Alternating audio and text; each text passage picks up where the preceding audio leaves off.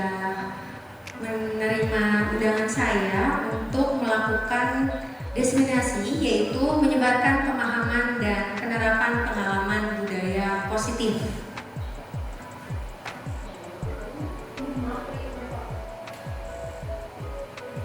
Izin memperkenalkan diri, saya Ari Cahyani dari SMP Negeri 22 Kota Serang selaku CGP, calon guru penggerak angkatan 9. Adapun yang akan saya bahas pada diseminasi kali ini yaitu adalah konsep inti dari budaya positif. Nah, namun sebelumnya saya mau bertanya dulu nih sama Bapak Ibu. Kira-kira Bapak Ibu pernah mendengar kata budaya positif? Pernah. Kira-kira apa Bapak Ibu yang sudah terbenak di dalam pikiran Bapak Ibu tentang budaya positif itu apa sih? Iya.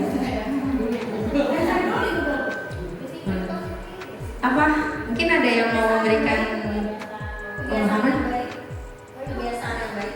Kebiasaan yang baik. Oke, ada lagi mungkin dari Bapak Ibu yang lain tentang budaya positif? Apa? Siap, Ibu. Kebiasaan-kebiasaan yang hal yang baik mencakup sikap dan perilaku di sekolah. Siap. Terima kasih Ibu Ta dan Ibu Era yang sudah memberikan pernyataannya. Jadi memang budaya positif ini sudah sering ya mungkin kita dengar. Namun di sini kita lebih ingin memahami bersama-sama karena kita di sekolah sama-sama belajar ya Bapak Ibu. Nah, di konsep inti budaya positif ini ada 8 hal yang nanti akan disampaikan. Yang pertama yaitu perubahan paradigma belajar. Yang kedua adalah disiplin positif. Yang ketiga adalah nilai-nilai kebajikan. Yang keempat, kebutuhan dasar manusia. Kemudian yang kelima, motivasi perilaku manusia. Kemudian yang keenam, posisi kontrol guru. Dan yang ketujuh, keyakinan kelas. Dan yang terakhir adalah tentang segitiga restitusi. Next. Oke, kita ke yang pertama dulu yang akan kita bahas. Di sini adalah tentang pembelajaran dengan paradigma baru.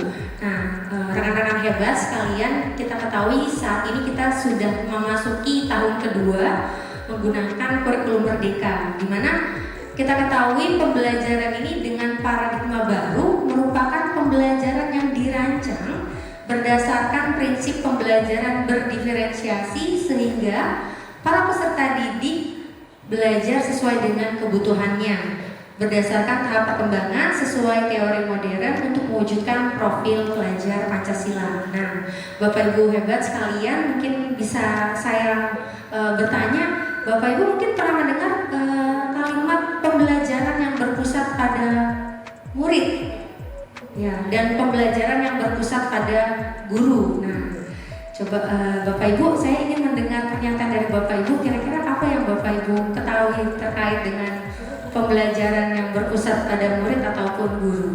Mungkin ada yang mau mengutarakan pendapat, silakan.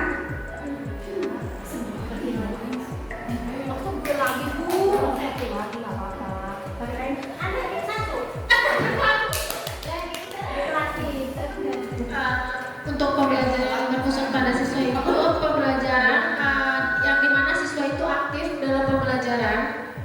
Misalnya dapat memecahkan masalah, menjawab pertanyaan, lalu dapat berdiskusi, lalu menjelaskan selama di kelas. Terima kasih. Mungkin yang pembelajaran yang berpusat pada guru, mungkin ada yang mau memberikan pendapat di versi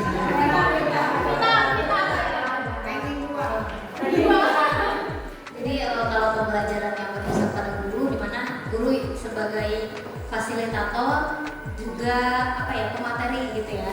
Jadi kalau berpusat pada guru, siswa hanya menerima apa yang diberikan pada guru. Kalau misalkan berpusat pada siswa, berarti kan siswa membuat pembelajaran itu sendiri. Guru hanya mengarahkan seperti itu.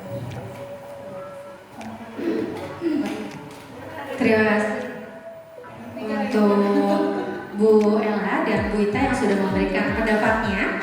Nah, di sini kalau menurut Bapak Ibu di kurikulum Merdeka ini sebaiknya kita menggunakan pembelajaran yang seperti apa ya? Berpusat pada murid atau guru? Berpusat pada murid. Tadi dengan alasan bahwa pembelajaran berpusat pada murid itu nantinya akan membentuk yang namanya sebuah karakter seperti itu. Mungkin di sini bisa terkait dengan terwujudnya profil pelajar Pancasila sesuai dengan kurikulum Merdeka. Yang pertama di sini adalah beriman, bertakwa kepada Tuhan Yang Maha Esa dan berakhlak mulia. Kemudian yang kedua adalah kebinekaan global. Kemudian yang ketiga adalah bergotong royong. Yang keempat adalah kreatif. Kemudian bernalar kritis serta mandiri. Ini adalah tentang pembelajaran dengan paradigma baru. Next. Oke, kita masuk ke keterkaitan tentang disiplin positif yang ada dalam pembelajaran juga, di mana disiplin ini berasal dari kata disiplina yang berarti adalah belajar.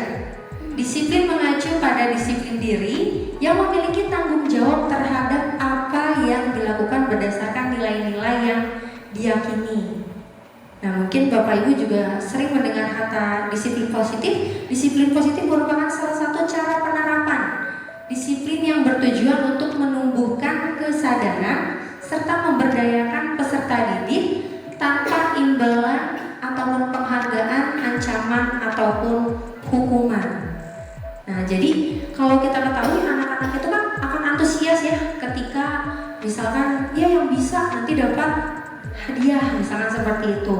Namun di disiplin positif ini akan berbeda arti, bahwa nanti kita dalam pembelajaran itu justru harus menumbuhkan motivasi internal.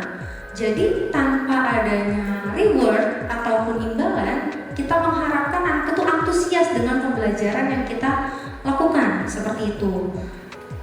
Jadi di sini sebagai pendidik tujuan kita adalah menciptakan peserta didik yang memiliki disiplin diri sehingga mereka berperilaku mengacu kepada nilai-nilai kebajikan universal dan memiliki motivasi intrinsik atau internal dalam perubahan perilaku ke arah yang lebih baik. Nah, kebajikan dari nilai-nilai kebajikan universal ini mungkin terdiri dari ada disiplin, anak terbentuk tanggung jawab, kerjasama, kolaboratif, seperti itu. Ini yang kita harapkan dari penerapan disiplin positif ini.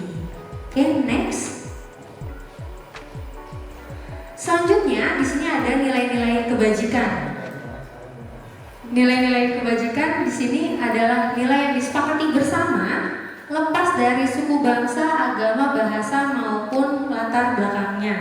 Nah, contohnya pada profil pelajar Pancasila ada beberapa nilai-nilai kebajikan yang muncul, yaitu yang pertama adalah beriman dan bertakwa pada Tuhan Yang Maha Esa dan berakhlak mulia. Kemudian ada berkebinekaan global, gotong royong, mandiri, kreatif, serta bernalar kritis. Sementara pada keterampilan hidup ada nilai-nilai yang muncul, yaitu adalah dapat dipercaya, lurus hati, pendengar yang baik, dan tidak merendahkan orang lain. Nah, ini sering sekali muncul dalam kehidupan kita sebagai pembelajar ataupun pendidik di kelas. Keterampilan hidup, contohnya misalkan pendengar yang aktif. Mungkin kita di sini kalau misalkan anak-anak yang sedang presentasi di depan, contohnya itu teman-teman yang lain ada yang mendengarkan atau tidak. Tapi di sini kita diminta untuk memunculkan proses pendengaran yang aktif. Maksudnya anak yang di depan ketika sedang berpresentasi itu kalau bisa dihargai oleh temannya dengan cara mendengarkan dengan baik, kemudian tidak merendahkan orang lain. Ini masuk sekali dengan kedisiplinan positif yang kita bentuk setiap hari ya Bapak Ibu, seperti kebiasaan ataupun stop bullying, itu tidak merendahkan orang lain. Next. Oke, di sini kita sebagai manusia memiliki yang namanya kebutuhan dasar manusia. Nah, coba Bapak Ibu, saya mau tanya dulu nih, kira-kira kebutuhan dasar manusia menurut Bapak Ibu itu ada apa aja sih yang sangat diperlukan atau dibutuhkan oleh manusia? Makan, minum, pengetahuan, kasih sayang, keamanan, ada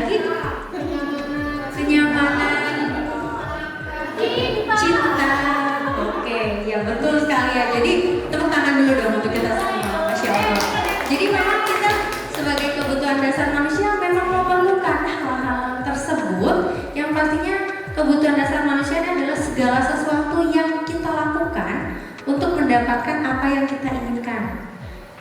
Tadi yang pertama adalah kebahagiaan, Insya Allah kenyamanan. Nah, di mana seluruh tindakan yang kita lakukan memiliki tujuan tertentu. Dan semua usaha terbaik yang kita lakukan adalah dalam rangka agar kebutuhan dasar kita terpenuhi dengan baik. Jadi segala sesuatu yang kita lakukan saat ini pun kita mengajar itu untuk membuat yang namanya kebutuhan dasar kita sebagai manusia terpenuhi. Seperti itu. Next. Di sini ada beberapa kebutuhan atau 5 kebutuhan dasar manusia, yaitu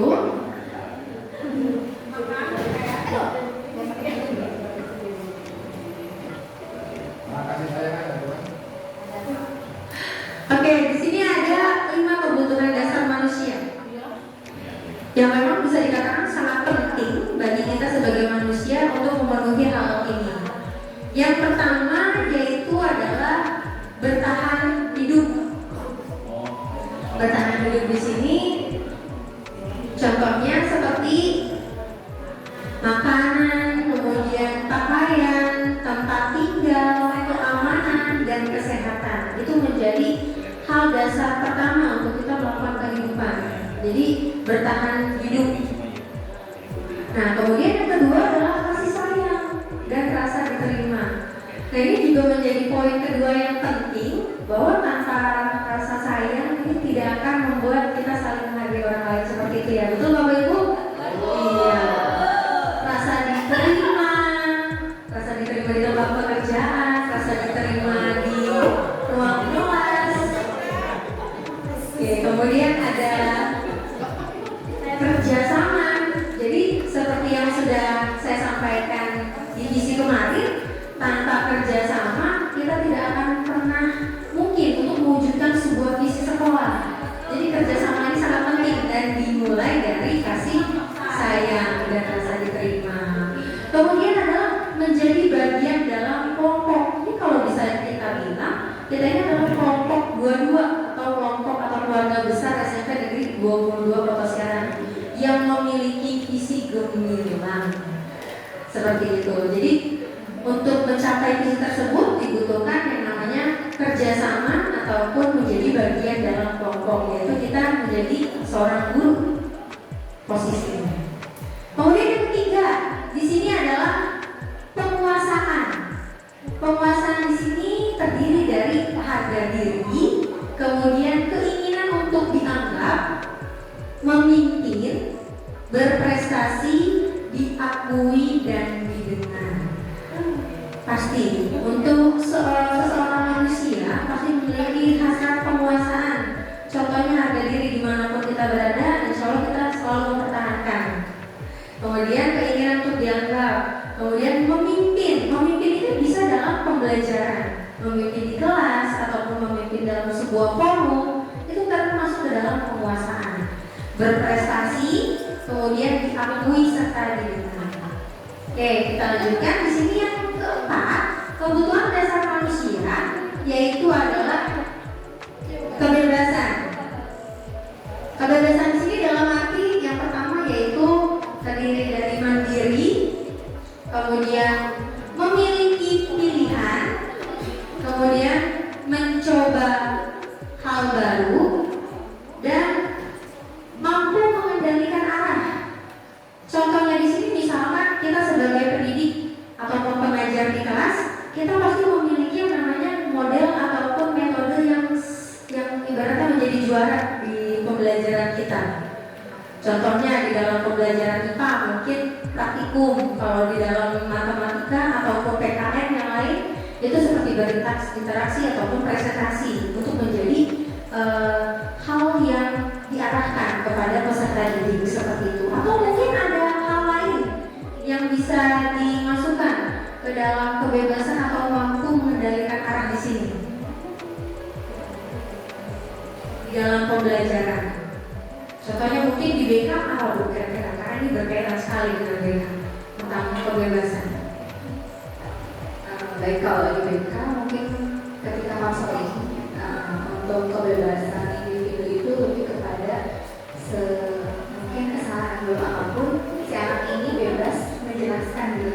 ingest terlebih dahulu.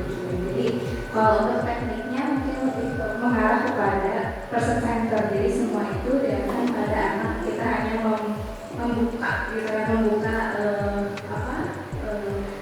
konsekuensi dari apa yang sudah dilakukan. Oke, terima kasih Bu Ferry atas masukannya tentang kebebasan ini. Karena memang disiplin positif ini berkaitan dengan BK nantinya di pengimplementasiannya di sekolah. Dan yang terakhir adalah kesenangan. Ini sebagai dasar kecil dari manusia ini dari kesenangan. Betul tidak Bapak Ibu? Iya, dengan bermain apa saja ya. Kemudian ada humor, antusiasme, dan tertawa. Dengan hal kecil saja itu bisa membuat satu dasar kehidupan kita terpenuhi. Contohnya dengan tersenyum.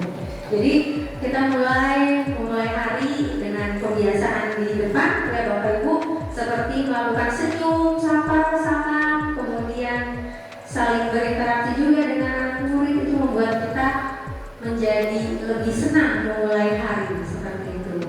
Next.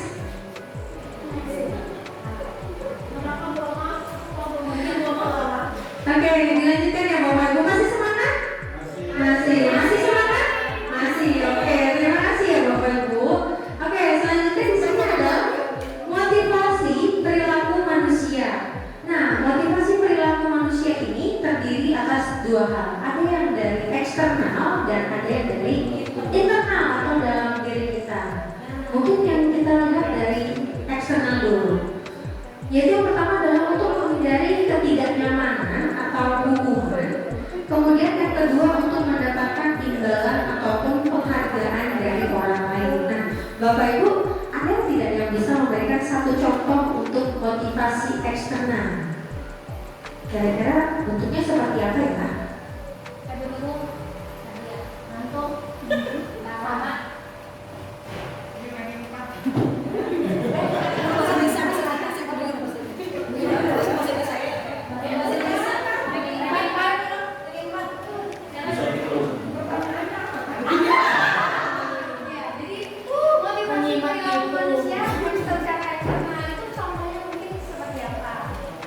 Misalnya siswa mematuhi kata tertib, itu kan untuk menghindari hukuman. Itu aja. Mungkin ada lagi yang lain dari Bapak Ibu kira-kira dari motivasi eksternal yang ada di sekeliling kita. Ada tuh kayak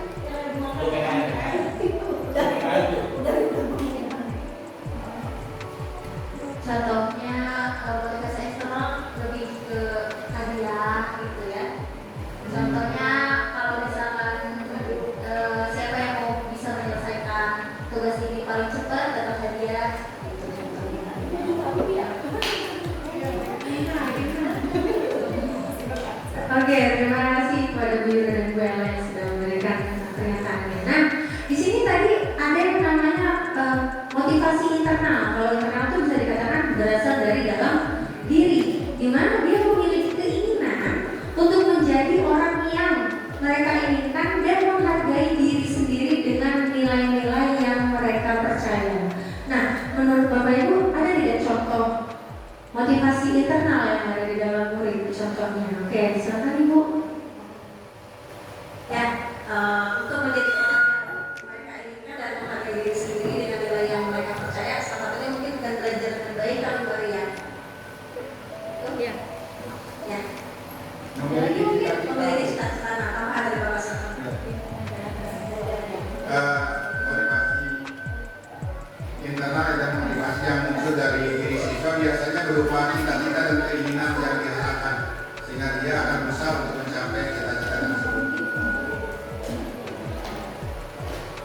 Baik, terima kasih Bu Ira dan Bapak hari ini yang sudah memberikan contoh dari motivasi internal. Jadi motivasi internal ini berasal dari dalam diri. Misalkan anak itu tidak ingin datang terlambat atau misalkan ingin mencapai cita-cita. Cita-citanya misalkan mau jadi polisi. Oh, berarti dia punya internal atau motivasinya misalkan berlatih setiap hari. Kemudian ada tesnya dengan cara belajar seperti itu. Jadi tanpa disuruh orang lain,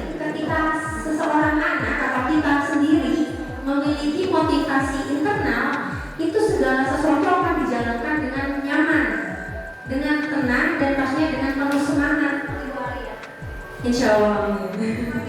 Ya, jadi motivasi internal ini adalah motivasi utama untuk kita semua untuk mencapai cita-cita seperti itu. Kalau untuk eksternal itu hanya sebagai penambah atau ibaratnya sebagai pendukung dan pendorong kepada seseorang manusia ini. Oke, next.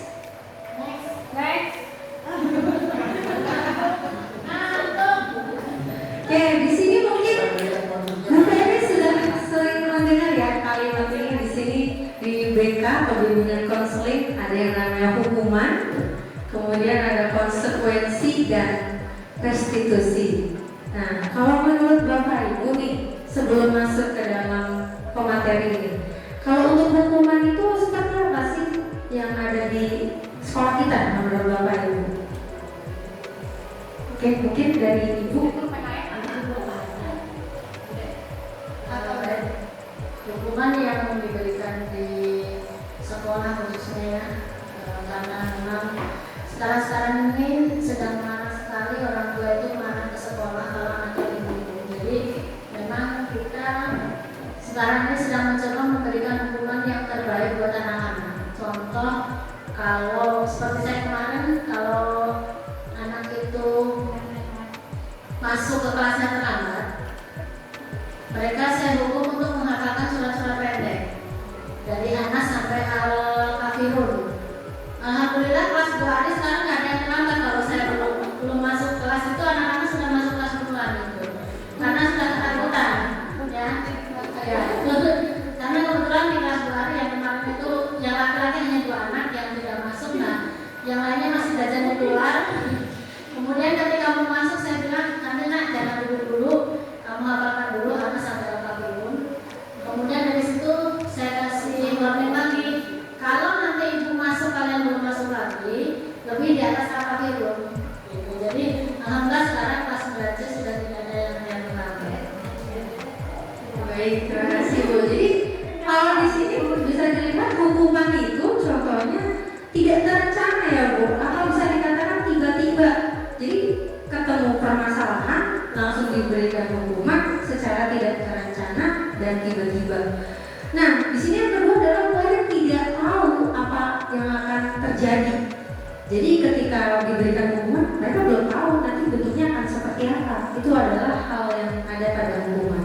Kemudian di sini bisa dikatakan hukuman itu bersifat satu arah, karena yang memberikan atau memberi hukuman hanya langsung memberikan langsung pada hukuman kepada anak yang bersalah, misalnya seperti itu. Itu contoh dari hukuman. Kemudian hukuman ini terdapat 2 macam, yaitu ada berupa hukuman fisik dan ada yang berupa bentuknya psikis kepada anak ataupun orang lain seperti itu. Nah, mungkin di sini kita bisa ketahui bahwa ada yang namanya sebuah konsekuensi. Mungkin dari Bapak Ibu ada yang mau berbicara atau pendapat dulu tentang konsekuensi itu seperti apa? Terima kasih Bu Ali atas kesempatannya. Saya konsekuensi itu biasanya yang kita buat di awal pembelajaran, kesepakatan antara siswa dan guru atau mungkin kesepakatan antara siswa dan wali kelas gitu kan. Jika mereka melanggarkan, jika mereka tidak mengerjakan PR kan, mungkin menurut saya itu yang disebut konsekuensi. Terima kasih. Oke, terima kasih. Mungkin ada yang mau menambahkan kira-kira konsekuensi menurut Bapak Ibu yang lain seperti apa? Oke, mungkin dari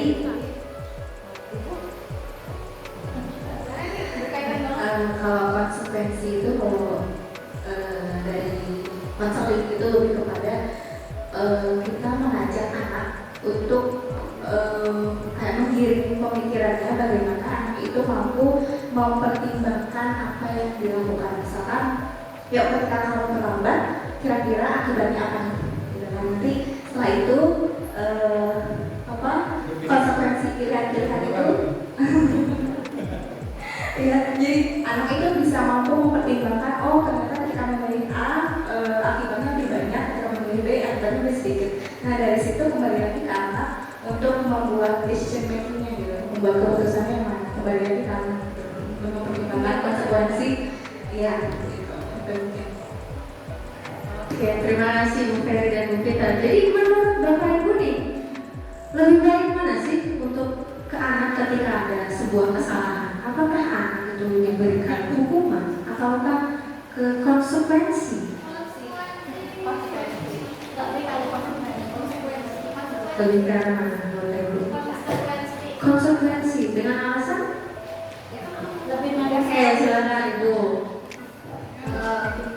Konsekuensi karena dengan cara konsekuensi anak lebih bisa bertanggung jawab terhadap apa yang mereka lakukan, lebih pintar memilih yang tadi disampaikan Bu Rere. Mereka bisa memilih kalau dia pilih A, dampaknya seperti apa, akibatnya kalau dia melakukan hal B, dia akan mendapatkan apa seperti itu. Oke, terima kasih. Jadi memang di sini bisa dikatakan konsekuensi itu sudah lebih baik daripada hukuman. Namun ternyata di sini ada satu hal yang bisa kita lakukan sebagai pendidik ketika kita mendapatkan anak melakukan kesalahan. Kita bisa melakukan yang namanya sebuah restitusi. Apa itu restitusi? Restitusi di sini merupakan sebuah proses menciptakan kondisi bagi murid untuk memperbaiki kesalahan. Di mana di sini ada yang namanya proses kolaboratif yang mengajarkan murid untuk mencari sebuah solusi dari permasalahannya. Nah, menurut Bapak Ibu pernah nggak memberikan solusi atas kesalahan yang sudah dilakukan oleh peserta didik? Pernah. Oke, silakan Bu. Coba boleh kita sharing ya Bu. Ada di tempat.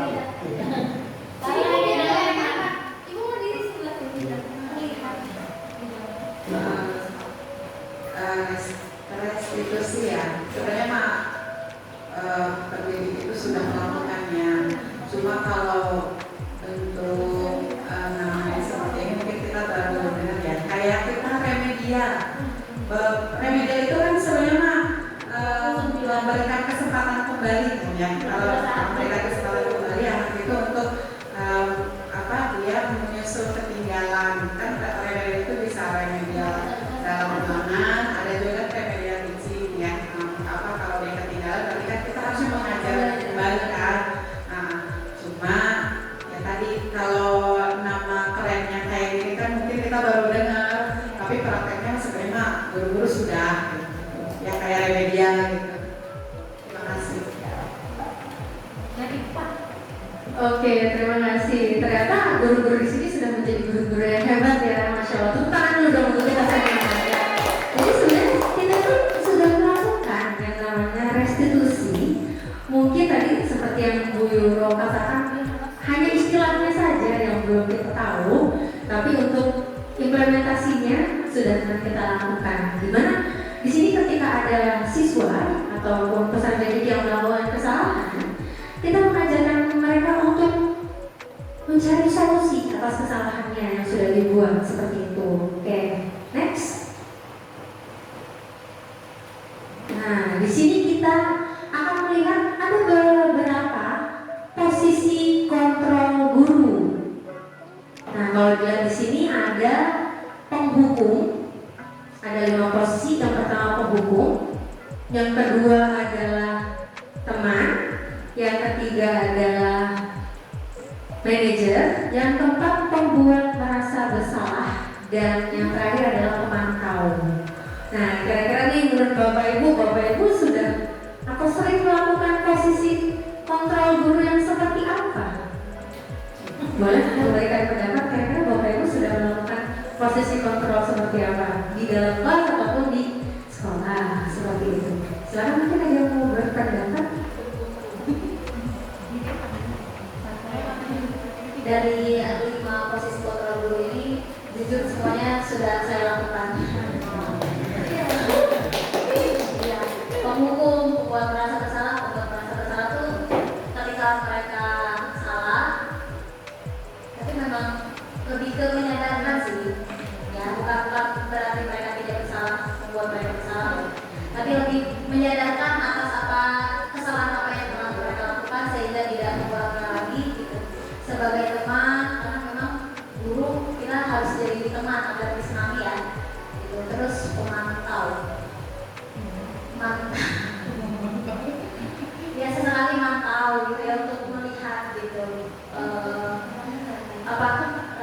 memantau melihat siswa itu seperti apa dari kejauhan. Ya, karena kan biasanya anak ketika ada guru dengan tidak ada guru akan bersikap yang berbeda.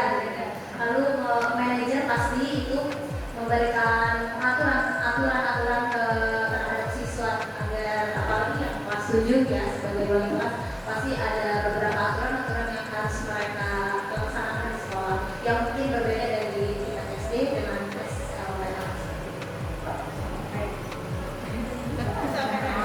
Oke, terima kasih Bu Ella atas kegiatannya teman-teman. Nah, menurut Bapak Ibu ada lagi nggak yang mungkin mau berbagi pendapat kira-kira terkait dengan 5 posisi controlling? Apakah sudah melakukan semua atau hanya beberapa atau yang lebih sering dilakukan?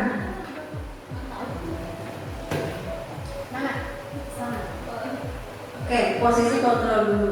Kayaknya hampir semuanya sudah pernah ya Bu Arya, hampir semua guru karena emang kita dituntut ya harus berperan seperti ini semuanya menghukum.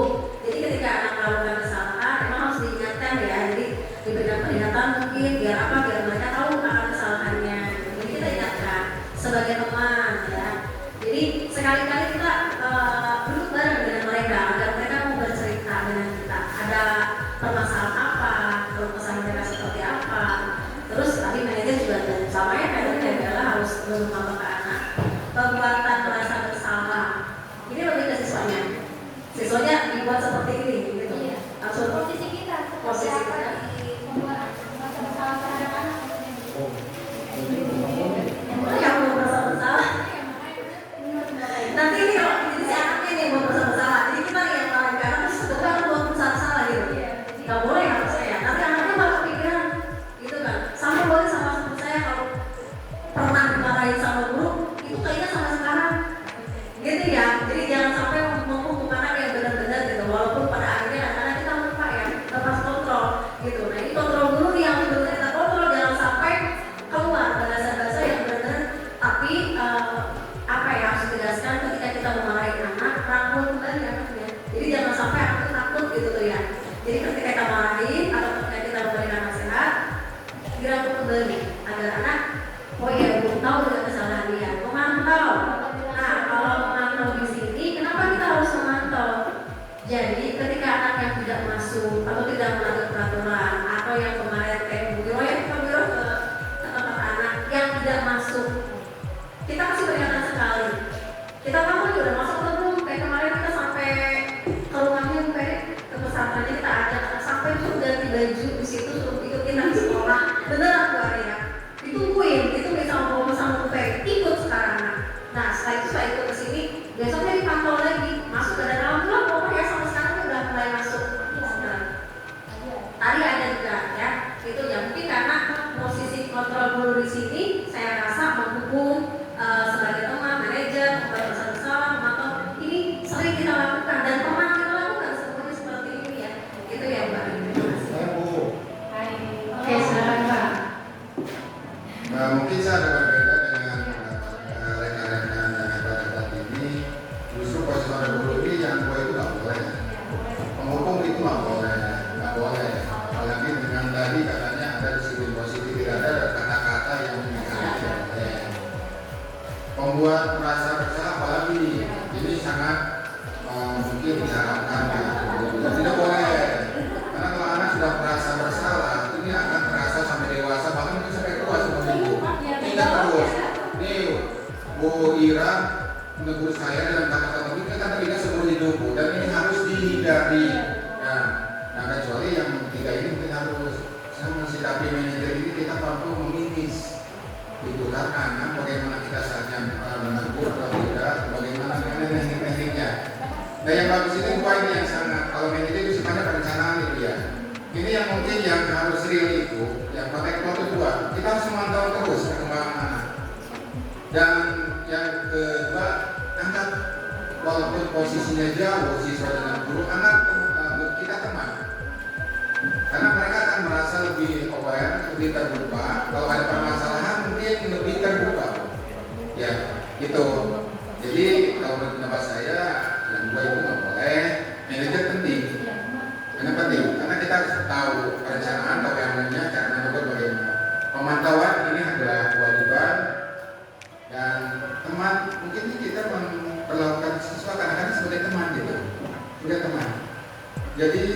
kita bawa kehidupan kita, kehidupan anak, sehingga mereka merasa oh iya teman gitu, merasa dekat, merasa itu walaupun nanti tidak berinjak ya. Jadi itu aja Bu, terima kasih. Terima kasih Bapak dan Bu Ira yang sudah memberikan pendapatnya. Memang betul, untuk posisi kontrolnya ada yang sebaiknya kita hindari dan memang ada yang seharusnya kita lakukan. Di mana posisi kontrol yang pertama yaitu penghukum, ini kalau bisa dihindarkan karena ya tadi ada konsekuensinya, di mana ketika kita menghukum anak itu akan memberikan dampak yang satu arah, di mana dia harus menerima benar-benar kesalahannya tanpa tahu untuk solusinya seperti apa dari permasalahan yang mungkin sudah dia lakukan.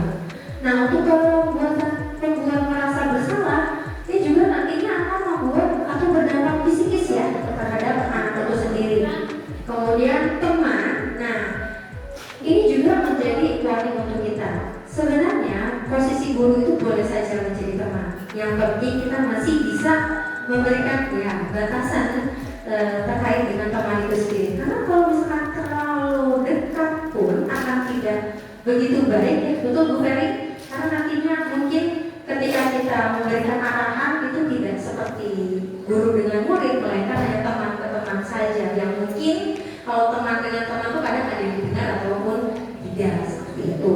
Nah, kalau teman tahu ini adalah posisi baik untuk guru, di mana kita melihat kira-kira perkembangan dari peserta itu bagaimana. Dan yang terakhir yang paling terpenting adalah kita sebagai manajer, di mana kita nanti akan melihat atau berposisi sebaik mungkin untuk menjadi murid itu sendiri. Langsung next.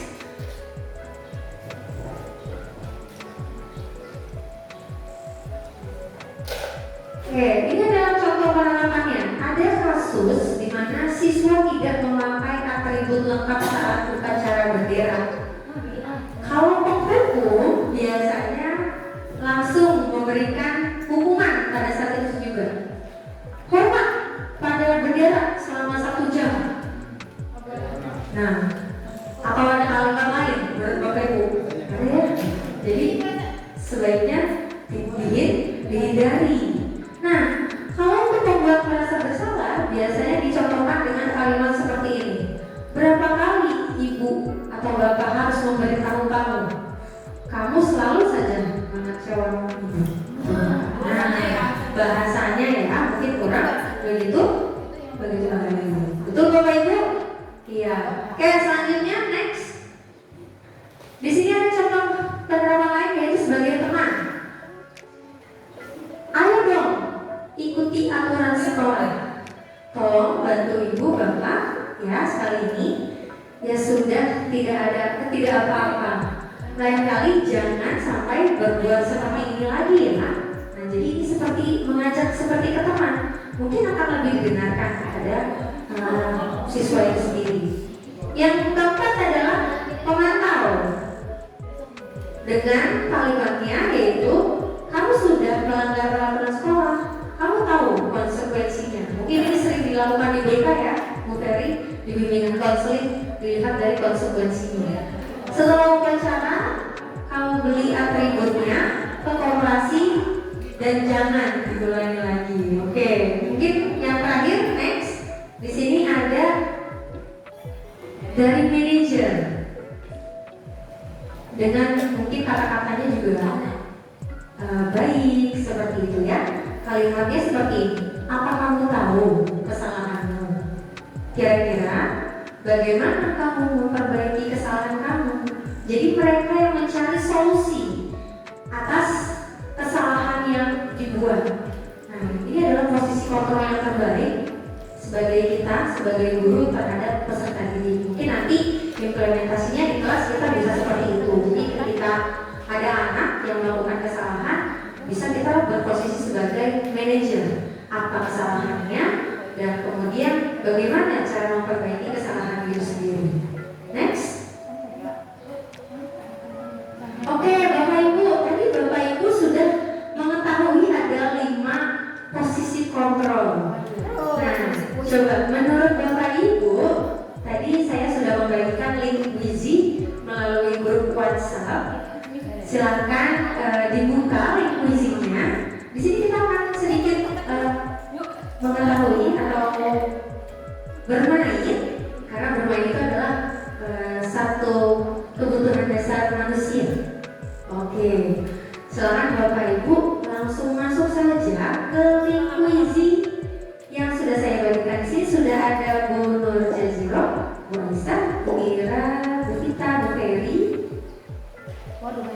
Oke, jadi kita mau tahu nih kira-kira Bapak Ibu tadi sudah lebih memahami ya pastinya untuk 5 posisi kontrol guru.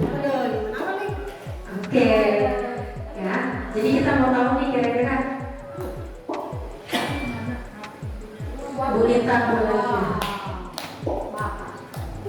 Oke, sudah masuk semua? Atau ada yang belum? Oke, sedang. Oke. Jadi biar makin semangat ya Bapak Ibu, walaupun siang hari ini tetap semangat tentang budaya positif.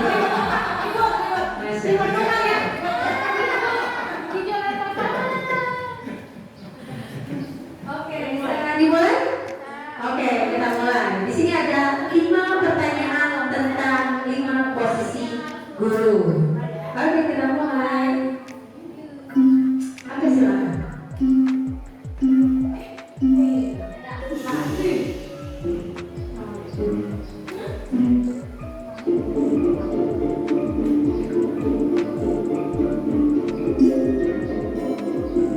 Oke, yang sudah mengcit ya Pak?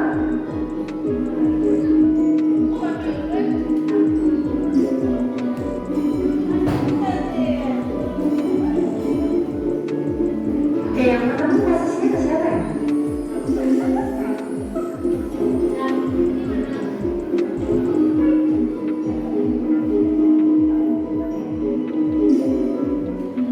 Oke, lanjut.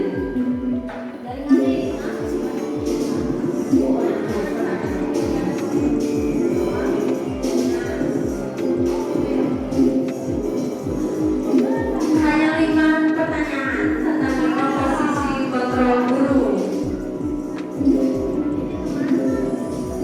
Oke. Sudah mengikuti belum kita dan Mas. Jadi biar tidak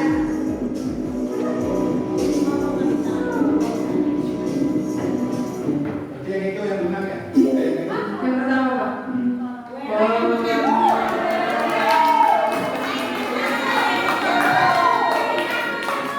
Oke, kita tunggu sampai semuanya selesai ya. Oke, mungkin satu pertanyaan lagi atau sudah semuanya? Sudah.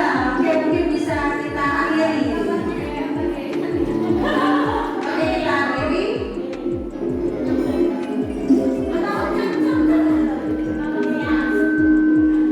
Oke, sudah tidak ada lagi yang menjawab ya? Oke, kita lihat. Pemenangnya adalah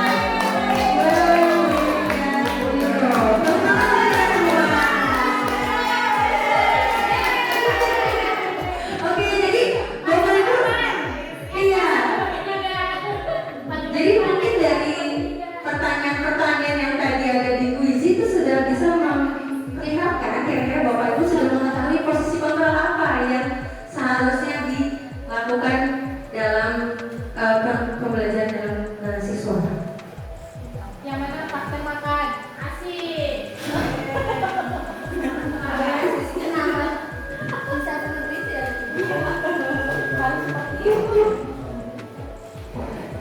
Oke, yang terakhir di sini ada tentang keyakinan kelas. Oh ini dulu. Oh iya siap Bapak.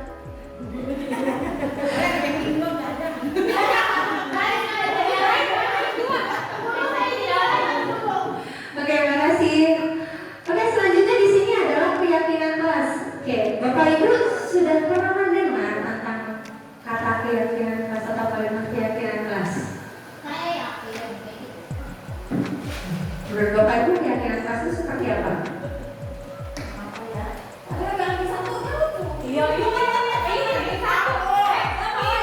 Oke, keyakinan kelas bagaimana Bapak Ibu?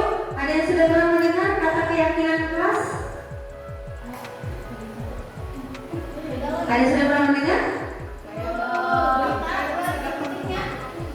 Belum? Oke, mungkin kita bisa bersama-sama ya untuk melihat keyakinan kelas.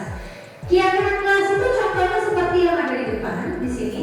Sudah ada beberapa, ada 7 keyakinan kelas yang sudah saya terapkan di kelas. Di sini keyakinan kelas itu bersifat abstrak. Yang kedua yaitu berupa pernyataan universal, kemudian dibuat dengan pernyataan positif. Nah, mungkin Bapak Ibu pernah mendengarnya apa? Peraturan atau kesepakatan? Lebih ke apa? Peraturan. Nah, menurut Bapak Ibu kalau peraturan itu harus seperti apa sih kalau peraturan? Contohnya?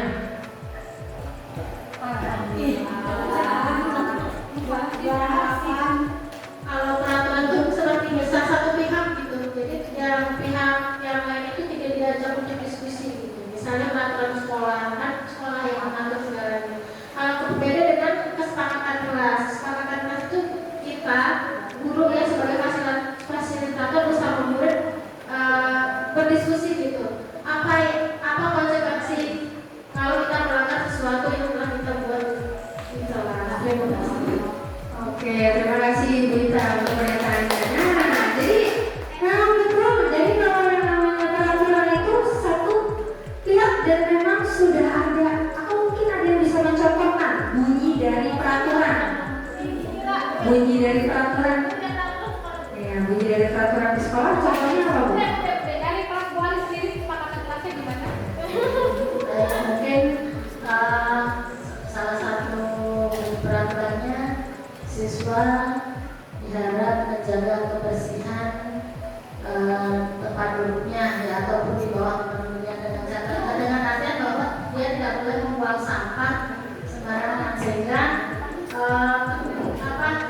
di bawah kelas, di bawah tempat dia duduk ataupun mungkin di sekitarnya, dia akan selalu menjaga kebersihan terutama. Yang kedua, mungkin bisa disampaikan bahwa siswa masuk tepat waktu, misalkan jam 7.15, jam 7 kurang jam 7.10 sudah harus berada di dalam kelas. Kalau tidak mungkin bisa tadi diberikan reward berupa punishment apa. Jadi bisa dikatakan kalau peraturan itu lebih dengan kalimat yang negatif atau misalkan dilarang seperti itu ya. Mungkin Bapak Ibu pernah mendengar tulisan dilarang masuk ke ruangan ini, atau misalkan dilarang membuang sampah sembarangan, dilarang datang terlambat, misalkan seperti itu. Nah, namun bedanya dengan keyakinan kelas itu dibuat dengan pernyataan yang positif. Jadi ibaratnya tidak ada kalimat yang negatif. Nah, di sini contoh lain yaitu sedikit saja agar mudah diingat. Kemudian disesuaikan dengan kondisi kelas atau sekolah sehingga mudah diterapkan. Selanjutnya, semua warga di sekolah atau warga kelas dilibatkan saat membuat keyakinan kelas. Oke, mungkin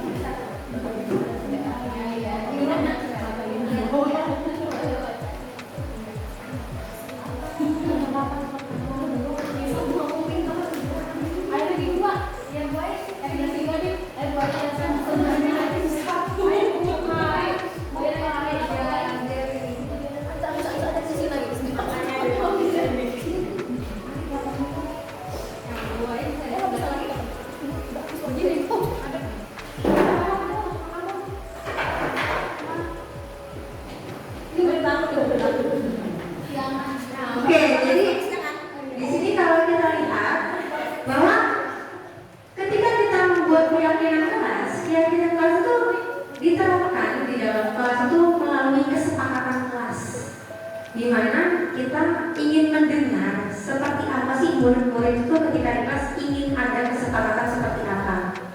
Jadi nanti murid digali kesepakatannya mau seperti apa. Kita yakini bahwa ketika mereka melakukan hal itu menjadi sebuah tanggung jawab untuk dirinya. Jadi kalau untuk peraturan kan seperti dipaksa harus melakukan. Namun keyakinan kelas ini menimbulkan hal yang positif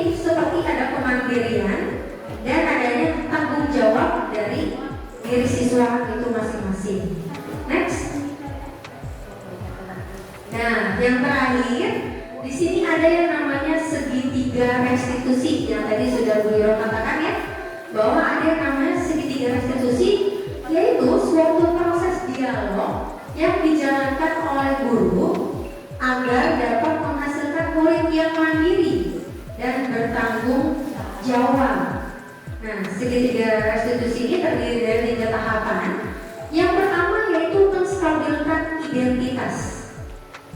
Jadi ditanya dulu kepada murid, kenapa melakukan hal itu misalkan. Kemudian yang kedua adalah menanyakan keyakinan. Dan yang ketiga adalah validasi tindakan yang salah. Jadi dari hal yang salah itu kira-kira tanggung jawab apa yang bisa mereka lakukan sebagai bentuk tanggung jawabnya atau solusinya. Next. Nah, di sini ada beberapa kalimat yang bisa kita gunakan ketika kita menstabilkan identitas siswa yang melakukan kesalahan. Yang pertama, berbuat salah itu adalah hal yang wajar. Yang kedua, tidak ada manusia yang sempurna. Kita bisa menambahkan kalimat-kalimat ini ketika kita mendapatkan seorang peserta didik yang melakukan kesalahan. Yang ketiga, ibu bapak juga pernah melakukan itu. Kemudian yang keempat, kamu berhak merasa seperti itu. Dan yang kelima, bapak ibu tidak mau mencari siapa yang salah, tapi bapak ibu ingin mencari solusi dari permasalahan ini. Betul tidak Bu Ferry, kalau di dalam BK atau bimbingan konseling ketika ada siswa yang melakukan kesalahan, seperti ini prosedurnya. Yang pertama yaitu menstabilkan identitas. Boleh ya, kalau melihat gitu ya dari menstabilkan identitas itu kayak kita mungkin tidak langsung menjudge gitu ya. Kita menerima apa dulu, apa adanya dulu deh dari anak. Kesalahan yang salah, mungkin nanti kita lihat dulu nih menurut dia alasan dia melakukan kesalahan itu apa, didengarkan dulu, tidak langsung oh kamu salah dong ini ya kan gitu. Kita dengarin dulu aja alasannya apa, kita cari tahu dulu gitu. Jadi tidak kalau di media itu nggak boleh yang namanya menjudge gitu di awal berarti sih. Oke, terima kasih Bu Ferry. Jadi itu adalah salah satu contoh yang sudah dilakukan, yaitu di BK, di mana melakukan menstabilkan identitas. Jadi prinsip membuat kesalahan itu adalah bagian dari proses pembelajaran dia untuk menjadi yang lebih baik pastinya. Oke, next. Yang kedua yaitu adalah validasi tindakan yang salah.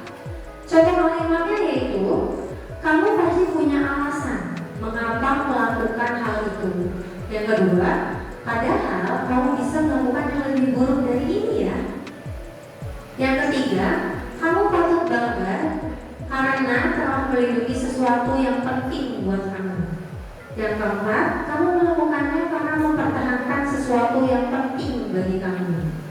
Jadi kita ketika anak membuat kesalahan, kita tanya dulu alasannya. Alasannya yang kita tanyakan, kenapa dia melakukan hal itu. Mungkin Bu Iro pernah melakukan validasi tindakan yang salah kepada murid. Jadi contohnya apa bisa kita sharing di sini? Saya nggak nyantuin siswa ya. Dan saya terlambat. Teman-teman tanya kenapa gitu. Lampu merahnya banyak. Ya, yang kesalahan yang paling sering kita temui kan anak terlambat ya. Kadang-kadang kan kita nggak pernah mau tahu, langsung hukum aja. Padahal kan kita tidak tahu anak ini terlambatnya karena apa.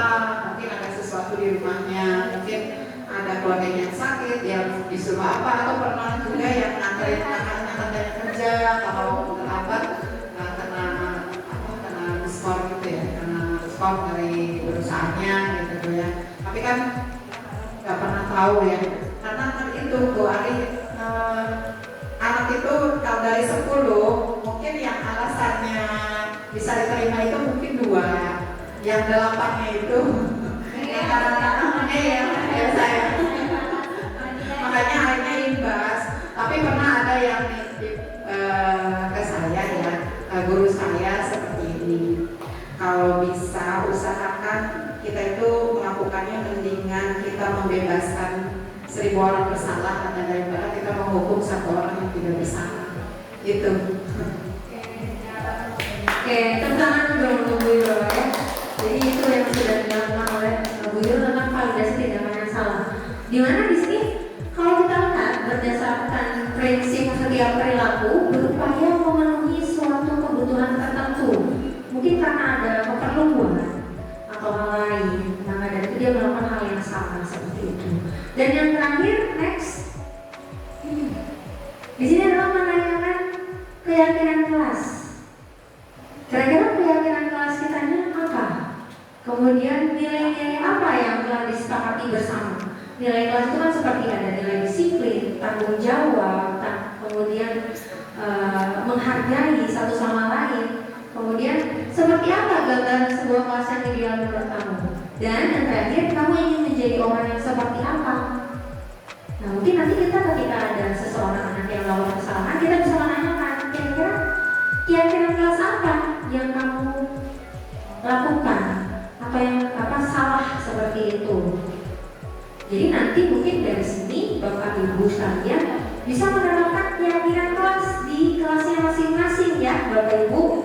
Jadi nanti sambil sharing dengan siswanya di kelas, kira-kira menanyakan kesepakatan kelas apa, keyakinan kelas melalui kesepakatan kelas, sehingga terwujudnya keyakinan kelas yang memang dari diri mereka masing-masing, sehingga dari hal tersebut bisa menjadikan mereka lebih mandiri terhadap keyakinan kelas dan akan bertanggung jawab atas keyakinan kelas yang sudah mereka buat seperti itu.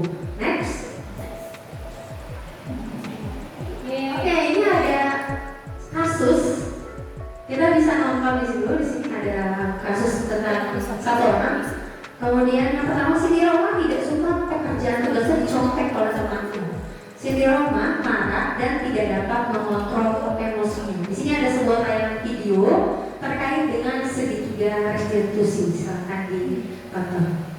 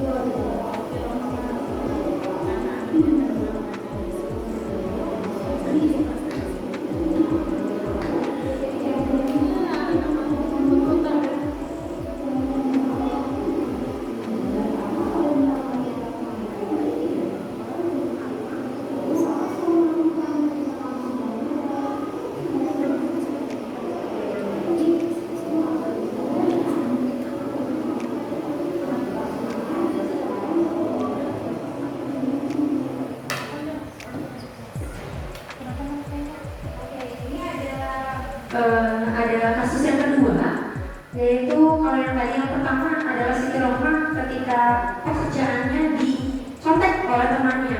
Di sini guru melakukan segitiga restitusi menanyakan, nah validasi dulu apakah betul dia melakukan hal itu, kemudian menanyakan keyakinan kelas apa yang sudah dilakukan. Nah ini yang ketiga, yang kasus kedua yaitu Muhammad Ismuddin sering datang terlambat ke kelas sehingga banyak tertinggal pelajaran yang diberikan oleh guru.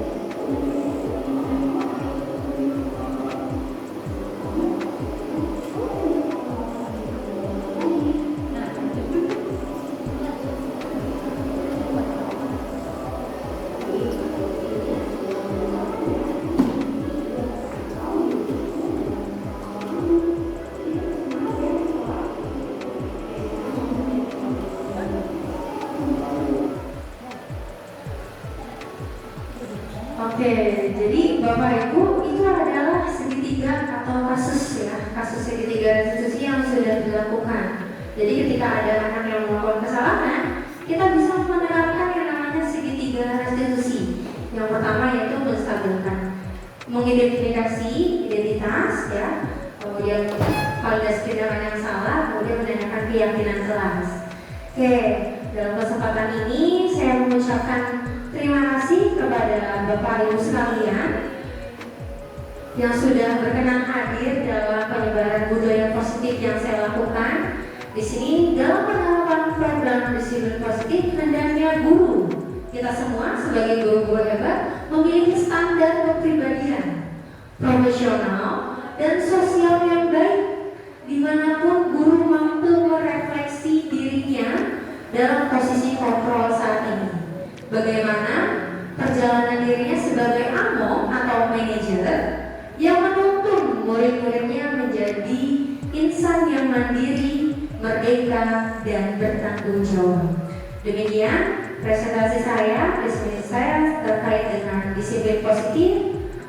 Saya berharap semoga rekan-rekan guru semakin bersemangat untuk menerapkan budaya positif di lingkungan sekolah. Saya akhiri. Wassalamualaikum warahmatullahi wabarakatuh. SMP Negeri 22 Kota Serang. SMP Negeri 22 Kota Serang. Religius, oke, terima kasih semuanya.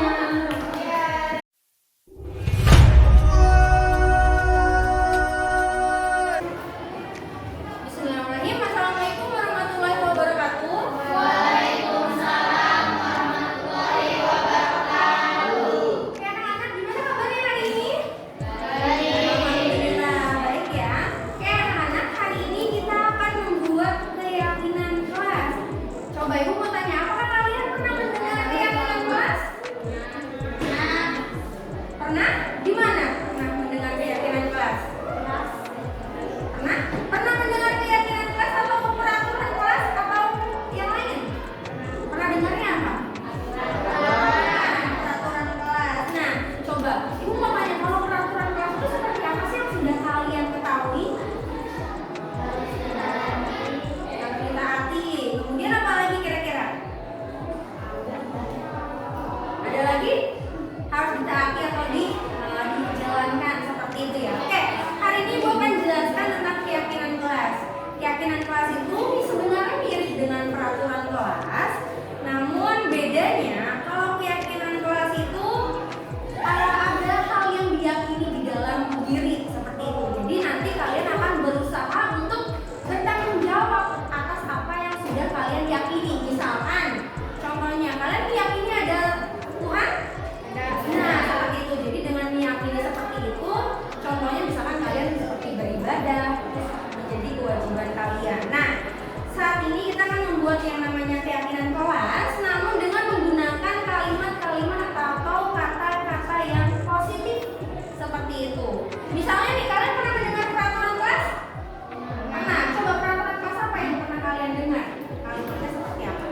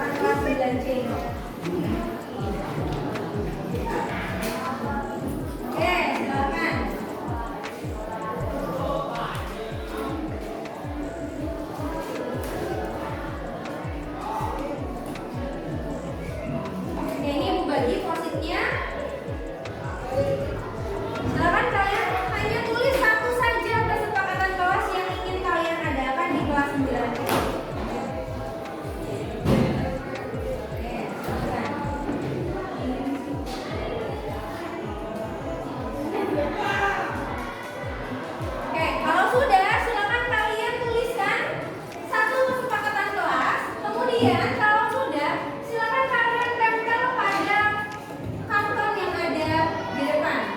Silakan bagi yang sudah menuliskan untuk menempelkan pada karton yang ada di depan.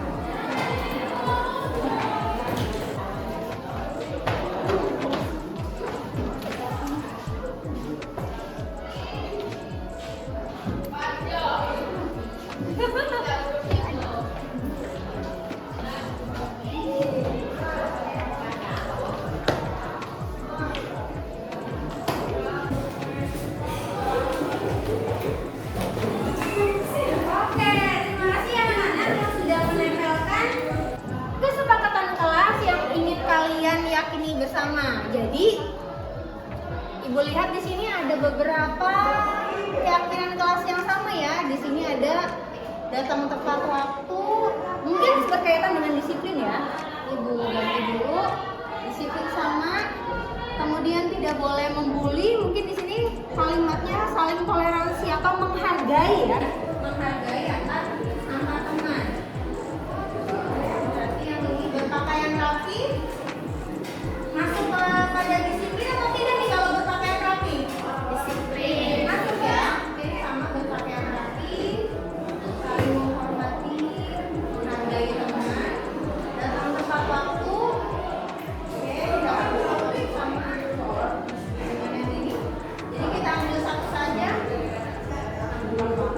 Buang sampah.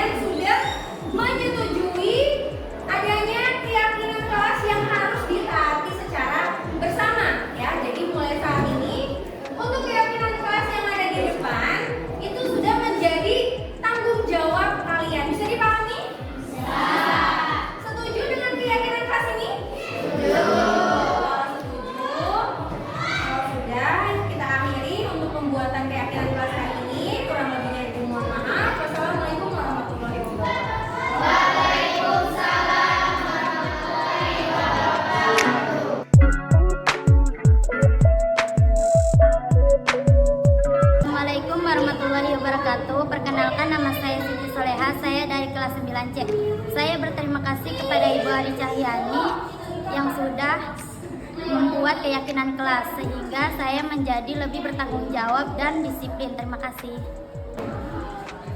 Assalamualaikum warahmatullahi wabarakatuh. Perkenalkan, nama saya Heroh dari kelas 9C.